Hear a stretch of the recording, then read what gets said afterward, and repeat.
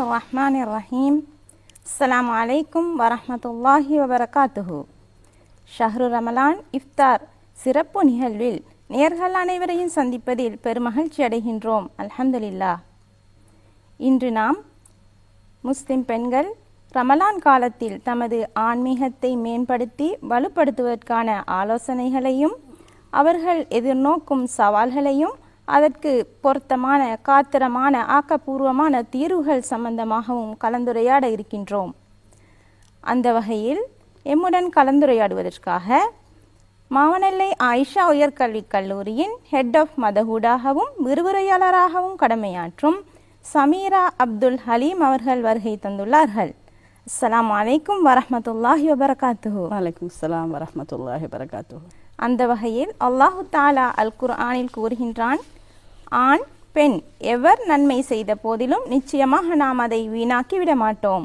மேலும் நபி ஸல்லல்லாஹு அலைஹி வஸல்லம் அவர்கள் கூறுகின்றார்கள், அல்லாஹு தாலா உங்களது உடலையோ தோற்றத்தையோ பார்க்க மாட்டான், மாறாக உங்களது உள்ளங்களையும் உங்களது செயல்களையுமே பார்க்கின்றான் என்று குறிப்பிடுகின்றார்கள். மேலே நோக்கப்பட்ட அல் குர்ஆன் வசனம் மற்றும் ஹதீஸ் என்பவற்றின் மூலம் ஆண் பெண் எவர் நன்மை செய்தாலும் அதில் எந்த குறையுமின்றி அல்லாஹ் பூரணமாக நன்மையை வழங்க காத்திருக்கின்றான் என்பதையும், அல்லாஹ் வெளித்தோற்றத்தை அன்றி மனிதனது உள்ளத்தையும் செயல்களையுமே பார்க்கின்றான் என்பதையும் எமக்கு விளங்க முடியுமாக இருக்கின்றது.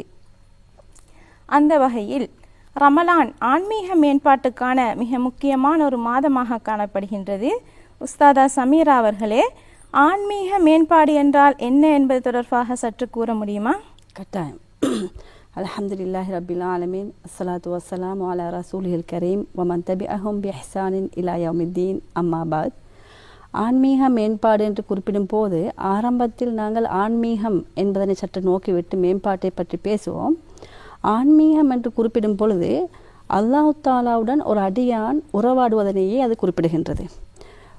ஒரு அடியானுடைய ஈமானை புதுப்பித்து அல்லாஹு தாலாவுடன் உடனான உறவை வலுப்படுத்தி அல்லாஹு தாலாவுடைய உறவை பேணுவதற்கு தடையாக உள்ள காரணிகளை விட்டும் தவிர்த்து கொள்வதற்கான ஒரு செயற்பாடு தான் உண்மையிலே ஆன்மீக வளர்ச்சி, ஆன்மீக செயற்பாடுகள் என்று நாங்கள் குறிப்பிடுகின்றோம். அல்லாஹு தாலா அல் குர்ஆனிலே சூரா சம்ஸிலே குறிப்பிடுகின்றான், யார் தன்னுடைய உள்ளத்தை தூய்மைப்படுத்துகிறார்களோ அவர்களே வெற்றி பெற்றவர்கள் ஆவர் என்று. இந்த இடத்திலே ஆன்மீகம் என்பது ஒரு மனிதனுடைய ஆன்மாவுடன் தொடர்புடைய ஒரு அம்சமாகும். எந்த மனிதன் தன்னுடைய ஆன்மாவை உயர்த்தி கொள்ள, ஒருவருடைய ஆன்மாவை தூய்மைப்படுத்தி கொள்ள விரும்புகிறாரோ, முயற்சிக்கிறாரோ, அவர்தான் ஒரு உன்னதமான மனிதராக மாறுகின்றார். ஆன்மாவின் வளர்ச்சியின் பின்னணியில்தான் அவருடைய பண்பாட்டு வளர்ச்சி, செயற்பாடுகளில் விருத்தி என்பன ஏற்படுகின்றன.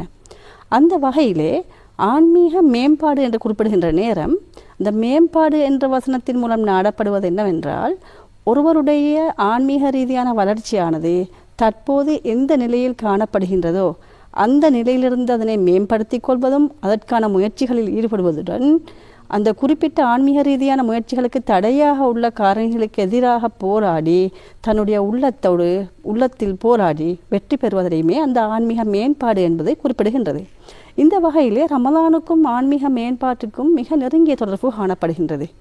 ஏனென்றால் ஆன்மீக மேம்பாட்டின் அடிப்படையான உடல் ரீதியான கட்டுப்பாடாக இருந்தாலும் சரி, அல்லாஹு தாலாவை அதிகம் நினைவு கூறக்கூடிய திக்ர்களை கூறக்கூடியதாக இருந்தாலும் சரி, அல் குர்ஆனுடனான உறவை வலுப்படுத்தி அல்லாஹு தாலாவுடன் உறவாடுகின்ற சந்தர்ப்பங்களை அதிகரித்துக் கொள்வதாக இருந்தாலும் சரி, இந்த அனைத்து செயற்பாடுகளையும் அடிப்படையாக கொண்டதாகத்தான் ரமலான் காணப்படுகின்றது. இந்த வகையிலே ஒவ்வொரு அடியானையும் ரமலானிலே உயிரோட்டமான அடியார்களாக ஆன்மீக ரீதியில் தன்னை வளர்த்து கொள்வதற்கு சந்தர்ப்பம் அளிக்கின்ற ஒரு காலமாகத்தான் இந்த ரமலான் மாதம் காணப்படுகின்றது. அந்த வகையில் தான் தனிப்பட்ட வகையில் ஒவ்வொரு பெண்ணும் தன்னுடைய ஆன்மீக ரீதியான செயற்பாடுகளை அதிகரித்துக் கொள்வதற்கு இந்த ரமலானை ஒரு வாய்ப்பாக பயன்படுத்த வேண்டும் என்று நாங்கள் எதிர்பார்க்கின்றோம். அல்லாஹு தாலா ரமலான் மாதத்தின் நோன்பை கடமையாக்கிய முக்கிய நோக்கமே தக்வாவை அதிகரித்தல், அதாவது இறையச்சயத்தை அதிகரித்து ஆன்மீகத்தை மேம்படுத்துவதாக காணப்படுகின்றது. அந்த வகையில் ரமலான் மாதத்தில் முஸ்லிம் பெண்கள் தமது ஆன்மீகத்தை வலுப்படுத்தி அதில் ஆன்மீகத்தில் உயர்ந்த நிலையை அடைவதற்கு எவ்வாறான சவால்களை எதிர்நோக்குகின்றார்கள் என்று கூற முடியுமா? நிச்சயமாக. சவால்கள் என்று குறிப்பிடும் போது பெரும்பாலும் நாங்கள் 3 விடயத்துக்குள்ள முழு சவால்களையும் உள்ளடக்கலாம். முதலாவதாக நேர முகாமைத்துவத்துடன் தொடர்புடைய சவால்கள்.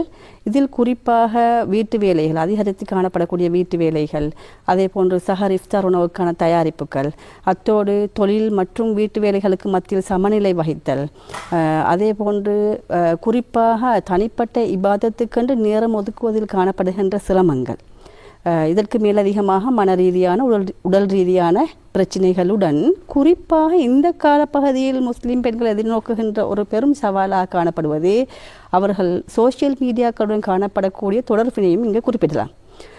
சோசியல் மீடியாக்களுடனான தொடர்பை பற்றி பேசுகின்ற பொழுது நிச்சயமாக அது ஒரு தனித்தலைப்பாக கதைக்கப்பட வேண்டிய ஒரு அம்சம். இந்த இடத்துல நான் 2 ஸ்டாட்டிக்ஸை குறிப்பிடுறதுக்கு விரும்புகிறேன்.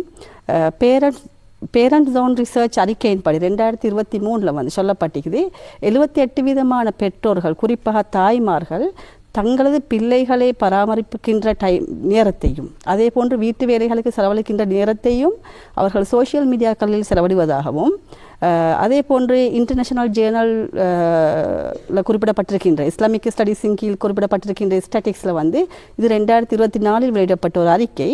அதன் பிரகாரம் 65% பெண்கள் சோசியல் மீடியாக்களுடைய அந்த முறையற்ற பாவனை காரணமாக தங்களுடைய இபாதத்துகள் பாதிக்கப்படுவதாகும். குறிப்பாக 48% பெண்கள் ரமலான் காலங்களில் தன்னுடைய ஆன்மீக ரீதியான மேம்பாட்டை மேற்கொள்வதற்கு அது மிகவும் பெரிய ஒரு தடையாக காணப்படுவதாகவும் குறிப்பிட்டிருக்கின்றார்கள். ஆம், பெண்கள் பெரும்பாலான நேரத்தை சமூக வலைத்தளங்களில் செலவிடுகின்றார்கள் என்பதை நீங்கள் கூறிய இந்த ஆய்வறிக்கைகளின் மூலம் விளங்க முடியுமாக இருக்கின்றது அல்லவா? நிச்சயமாக.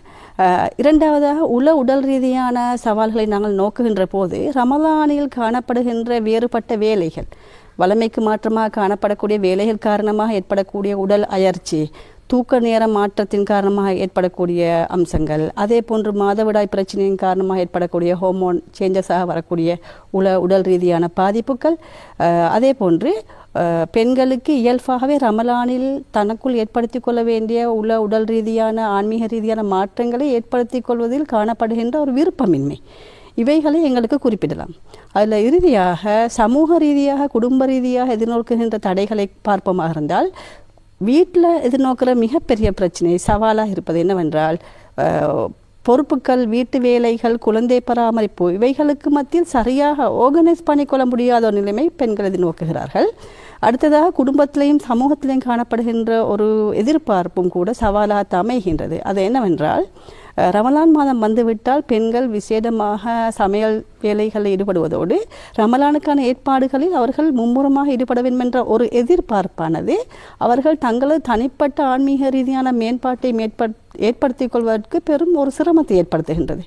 அதே நேரம் வீட்டில் இருக்கக்கூடிய ஏனைய அங்கத்தவர்களுடைய ஆதரவில் காணப்படக்கூடிய போதாமைகளும் சில நேரம் இவர்களுக்கு பெரும் சவாலாக மாறுகின்றது. நீங்கள் சில முக்கியமான விடயங்களை அடையாளப்படுத்தினீர்கள். அதாவது நேரத்தை சரியாக திட்டமிட்டு பயன்படுத்துதல், உடல் ரீதியான பிரச்சினைகள், அதே நேரம் குடும்ப சமூக ரீதியான சவால்கள், இவற்றையெல்லாம் பெண்கள் எதிர்கொள்ள வேண்டியிருக்கின்றது. இந்த சந்தர்ப்பத்தில் கூட்டாக அவர்கள் தமது ஆன்மீகத்தை வலுப்படுத்துவதற்கான பணிகளிலும் ஈடுபட வேண்டிய பொறுப்பு இருக்கின்றது. குடும்பம் என்று வருகின்ற போது பெண்களுக்கு பாரிய பங்கு குடும்பத்துக்கு தேவைப்படுகின்றது பெண்களின். அந்த வகையில் பெண்கள் தனது ஆன்மீகத்தையும் வலுப்படுத்தி குடும்பத்தின் ஆன்மீகத்தையும் வலுப்படுத்த வேண்டிய நிலை காணப்படுகின்றது. இந்த சந்தர்ப்பத்தில் எனக்கு ஒரு ஹதீஸ் நினைவுக்கு வருகின்றது. நபி ஸல்லல்லாஹு அலைஹி வஸல்லம் அவர்கள் ரமலான் காலங்களில் இரவை உயிர்ப்பிப்பவர்களாக இருந்ததுடன் தனது குடும்பத்தாரையும் அதற்காக எழுப்பிவிடக்கூடியவர்களாக இருந்திருக்கின்றார்கள். அந்த வகையில் கூட்டாக பெண்கள் எவ்வாறு தமது ஆன்மீகத்தை வலுப்படுத்த முடியும் என்று சற்று கூற முடியுமா? ஆசிரியர் ஃபஹீமா அவர்களே, கூட்டாக வலுப்படுத்துகிற முயற்சிக்கு முன்னால் நான் சிறிதளவு தனிப்பட்ட முயற்சியை சம்பந்தமாக பேசிவிட்டு கூட்டான முயற்சிக்கு வருகின்றேன்.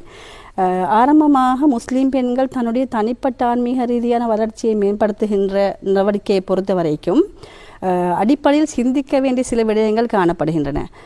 முதலாவதாக, தற்போது தன்னுடைய ஆன்மீக ரீதியான மேம்பாடு எந்த நிலையில் காணப்படுகின்றது என்பது பற்றி ஒரு சுய மதிப்பீட்டை மேற்கொள்ள வேண்டிய தேவை காணப்படுகின்றது. அதே போன்று இரண்டாவதாக தன்னுடைய தனிப்பட்ட வாழ்க்கைக்கு அப்பால் சென்று குடும்ப ரீதியான தன்னுடைய குடும்ப அங்கத்தவர்களுக்கு மத்தியிலும் எவ்வாறு ரமலானை கழிப்பதற்கான ஏற்பாடுகளை மேற்கொண்டு ஒரு கூட்டாக இணைந்த ஒரு முயற்சியை மேற்கொள்வது என்பது பற்றிய சிந்தனையும் அந்த பெண்கள் உள்வாங்க வேண்டிய தேவை காணப்படுகின்றது. இந்த அடிப்படையிலே வீட்டில் இருக்கின்ற முஸ்லீம் பெண்கள் தனிப்பட்ட ரீதியில் ஆன்மீக மேம்பாட்டை ஏற்படுத்திக் கொள்வதற்கான சில ஆலோசனைகள் கூறுவதனாக இருந்தால் ஆரம்பமாக தனிப்பட்ட இலக்குகளை அமைத்துக் கொள்ள வேண்டும். ரமலானில் தனக்கென்று தனிப்பட்ட இலக்குகளை அமைத்துக் கொள்ள வேண்டும். உதாரணமாக அல் குர்ஆனை ஓதுவதோடு மாத்திரம் நிற்பாட்டிக் கொள்ளாமல் மேலதிகமாக அல் குர்ஆனை கற்பதற்கான முயற்சியில் ஈடுபடுதலாம். இரண்டாவதாக தனக்கென்று ஒரு ஸ்பிரிச்சுவல் ரூட்டிங் ஷெடியூலை உருவாக்கி கொள்ள வேண்டும். வளமைக்கு மாற்றமாக அதில் ரமலானில் விசேடமாக கவனத்தில் கொள்ளப்பட வேண்டிய அம்சங்கள், குறிப்பாக அல் குர்ஆனை கற்றல், நீண்ட நேர தஹஜத், கியாமுல் தொழுகைகள் தொழுதல், அதிகமாக தௌபாக்களில் ஈடுபடுதல், இது மாதிரியான செயற்பாடை உள்ளடக்கியதாக அந்த ஸ்பிரிச்சுவல் ரூட்டிங் ஷெடியூல் அவர்கள் உருவாக்கி கொள்ளலாம். இதற்கு மேலதிகமாக குறிப்பாக வீட்டு பொறுப்புக்கு மத்தியில் ஏனைய பொறுப்புகளை நிறைவேற்றுகின்ற நேரம் சமநிலைப்படுத்துவதற்கான உத்திகளை கையாள வேண்டி இருக்கின்றது. வீட்டு பொறுப்பு ஏனைய பொறுப்புகளை திட்டமிட்ட அடிப்படையில் மேற்கொள்வதாக இருந்தாலும் சரி, குடும்ப உறுப்பினர்களுக்கு மத்தியில் குறிப்பிட்ட வேலைகளை பகிர்ந்து கொள்வதாக இருந்தாலும் சரி, இந்த விடயங்களையும் சற்று யோசிக்க வேண்டிய ஒரு தேவை காணப்படுகின்றது. இதற்கு மேலதிகமாக இஃப்தார் சஹர் வேலை உணவுகளை தயாரிக்கின்ற விடயத்தில் பெண்கள் அதிகமாக அங்கலாய்த்துக் கொள்ளும் விடயம்தான் தங்களுக்கு தனிப்பட்ட இபாதத்துக்களை நிறைவேற்றுவதற்கு நேரம் போதாமை காணப்படுவதாக அவர்கள் கூறிக்கொள்வார்கள். உண்மையில் கூறுவதாக இருந்தால் அந்த இடத்துல குடும்ப அங்கத்தவர்களுக்காக சஹர் செய்வதற்கும் இஃப்தார் செய்வதற்குமான அந்த உணவு தயாரிப்பாக இருக்கலாம், குடும்பத்தில் இருக்கின்ற சிறார்களை தயார்படுத்துகின்ற வேலையாக இருக்கலாம். இவை கூட அல்லாஹு தாலாவுக்காக என்று செய்கின்ற நேரம் அது இபாதத்தாக மாறுகின்றது. அதே வேளை குறிப்பிட்ட வேலையை செய்கின்ற நேரம் அவர்களுக்கு அல் குர்ஆனை செவிமடுப்பதன் மூலமோ அல்லது இஸ்லாமிய அறிவை வளர்த்து கொள்வதற்கான பயான் நிகழ்ச்சிகளை கேட்பதற்கூடாகவோ நாவால் திக்ர்களை அதிகமாக மொழிந்து வண்ணமோ அந்த வேலைகளில் ஈடுபடலாம். இதன் மூலமும் அவர்களுடைய அந்த குறிப்பிட்ட ஆன்மீக ரீதியான விருத்தியானது எந்த விதமான தடையுமின்றி 2 கூலிகளுக்கு உட்பட்ட நிலையிலே வளர்ச்சி அடைகின்றது. இரண்டாவதாக நீங்கள் கேட்ட கூட்டான செயற்பாட்டை பொறுத்த வரைக்கும் நாங்கள் அந்த சிஸ்டத்தில் சொல்கிறோம் ஃபேமிலி இன்டகிரேஷன் சிஸ்டம்னு சொல்லி, அதாவது ரமலான் காலத்திலே கூட்டாக இணைந்து இபாதத்துக்களில் ஈடுபடுவதற்காக திட்டமிடுதல். இந்த திட்டமிடலிலே முக்கியமான ஒரு அம்சம்தான் குடும்ப அங்கத்தவர்கள் அனைவருடைய பார்ட்டிசிபேஷனை எடுத்துக்கொள்வது.